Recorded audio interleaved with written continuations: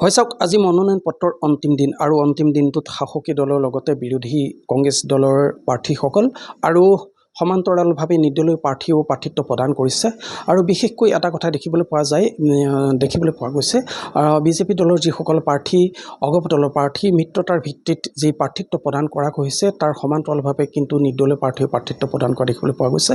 মই এই মুহূৰ্তত উপস্থিত আছোঁ মিছামৰা জিলা পৰিষদত আৰু মিছামৰা জিলা পৰিষদৰ এগৰাকী প্ৰাৰ্থীৰ সন্মুখত উপস্থিত আছোঁ।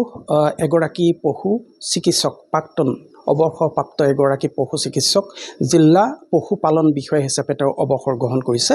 মোৰ সহযোগী প্ৰথমে পৰিৱেশটো অকণমান দেখুৱাব। ইতিমধ্যে সামাজিকভাৱে দায়িত্ববোধ থকা আৰু সমাজ জীৱনৰ লগত নিবিড় সম্পৰ্ক থকা জাতীয়তাবাদী শিবিৰৰ এগৰাকী ব্যক্তি বুলি ক'ব লাগিব। বিশেষভাৱে প্ৰাৰ্থিত্ব প্ৰদান কৰিছে মিছামৰা জিলা পৰিষদত এগৰাকী সবল প্ৰাৰ্থী হিচাপে তেওঁ নিজৰ যি দায়িত্ব সেই দায়িত্ব পালন কৰিবলৈ তেওঁ আগবাঢ়িছে বুলি ক'ব লাগিব। বিশেষকৈ এটা কথা ক'ব লাগিব, সামাজিকভাৱে দায়িত্ববোধ থকা এগৰাকী জাতীয়তাবাদী শিবিৰৰ ব্যক্তি আছিল, অগপতলৰ দায়িত্বত থকা এগৰাকী ব্যক্তি আছিল। বিশেষভাৱে যি মিত্ৰতাৰ ভিত্তিত বিজেপি দলৰ এগৰাকী সবল প্ৰাৰ্থীয়ে মিছামৰা জিলা পৰিষদত প্ৰাৰ্থিত্ব আগবঢ়াইছে আৰু এগৰাকী অগপ দলৰ দলীয় কৰ্মী, নিষ্ঠাৱান কৰ্মী আছিল অমূল্য বৰা, ডাক্তৰ অমূল্য বৰা। সেই অমূল্য বৰাই কিন্তু নিৰ্দলীয় হিচাপে প্ৰাৰ্থিত্ব আজি গোলাঘাট জিলা আয়ুক্ত কাৰ্যালয়ত তেওঁ প্ৰাৰ্থিত্ব মনোনয়ন পত্ৰ দাখিল কৰিছে। তাৰ পিছতে এক পৰ্যায়ত মিছামৰাবাসীৰ যি সহযোগিতা বা মিছামৰাবাসীৰ ৰাইজক লৈ কিন্তু তাৰ এক পৰ্যায়ত যি নিৰ্বাচন, এই নিৰ্বাচনত নামি পৰা দেখিবলৈ পোৱা গৈছে। শাসকীয় দলৰ এগৰাকী প্ৰাৰ্থী পৰাগ বৰা, বিজেপি দলৰ এগৰাকী সবল প্ৰাৰ্থী বুলি ক'ব লাগিব। সামাজিকভাৱে তেখেতৰ স্থিতিও আছে, সমান্তৰালভাৱে আপুনিও এগৰাকী সামাজিক দায়িত্বশীল ব্যক্তি, এগৰাকী সমাজ সচেতন জাতীয়তাবাদী শিবিৰৰ ব্যক্তি। কেনেকুৱা ধৰণৰ চিন্তাধাৰাৰে আপুনি জিলা পৰিষদৰ যি প্ৰাৰ্থিত্ব আগবঢ়াইছে? মই মিছামৰাবাসী ৰাইজক ভাল পাওঁ। মিছামৰাবাসী ৰাইজৰ লগত মই সদায় আছোঁ। তেখেতসকলে যি অনুষ্ঠানে অনুষ্ঠিত কৰে প্ৰায় অনুষ্ঠানতে মই অংশগ্ৰহণ কৰিছোঁ। তেখেতসকলৰ লগত মোৰ সদায় মত বিনিময় হৈ থাকে।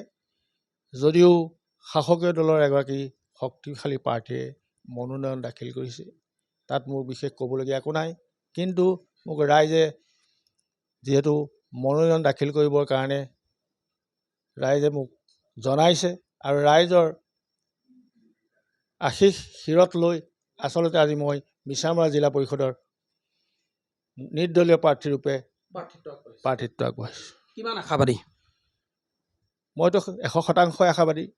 কাৰণ যিহেতু এগৰাকী সবল প্ৰাৰ্থী বুলি ক'ব লাগিব, সবল প্ৰাৰ্থী হিচাপে যিহেতু প্ৰাৰ্থিত্ব আগবঢ়াব, তেওঁ প্ৰাৰ্থিত্ব আগবঢ়াইছে আৰু সমান্তৰালভাৱে শাসকীয় দলৰ যিগৰাকী বিজেপি দলৰ প্ৰাৰ্থী পৰাগ বৰা, তেওঁ এগৰাকী সবল সামাজিকভাৱে স্থিতি থকা ব্যক্তি।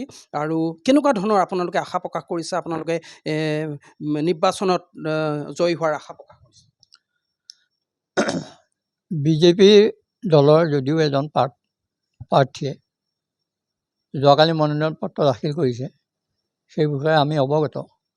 কিন্তু আমি মিছামৰাবাসীয়ে আমি ডক্টৰ অমূল্য বৰাকহে বিচাৰিছোঁ।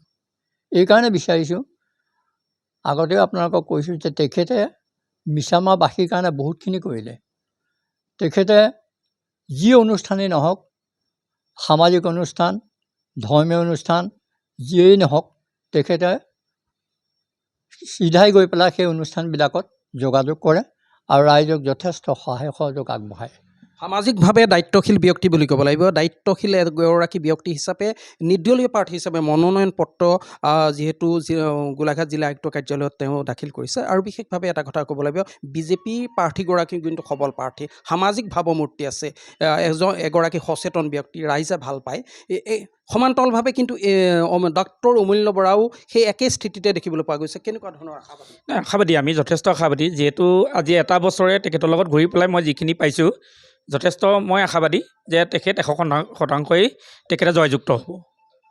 হয়, এনেকৈ দেখিবলৈ পোৱা গৈছে মিছামৰা জিলা পৰিষদত একে নিৰ্বাচনীৰ যি প্ৰচাৰ এক প্ৰকাৰ তুংগত বুলি ক'ব লাগিব, যিহেতু প্ৰতিগৰাকী প্ৰাৰ্থীৰ সহযোগিতাত প্ৰাৰ্থীক আগবঢ়াই নিয়াৰ ক্ষেত্ৰত সামাজিকভাৱে যিসকল সচেতন ব্যক্তিসকল কাষ চপা দেখিবলৈ পোৱা গৈছে আৰু মাজত কেইটামান দিন বাকী আছে।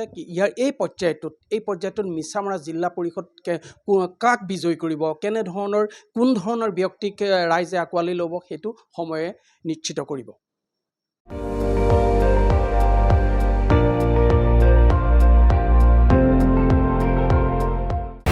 আপুনি চাই আছে ND24, সৰ্বশ্ৰেষ্ঠ নহয় সৰ্বোত্তমৰ দৌৰত।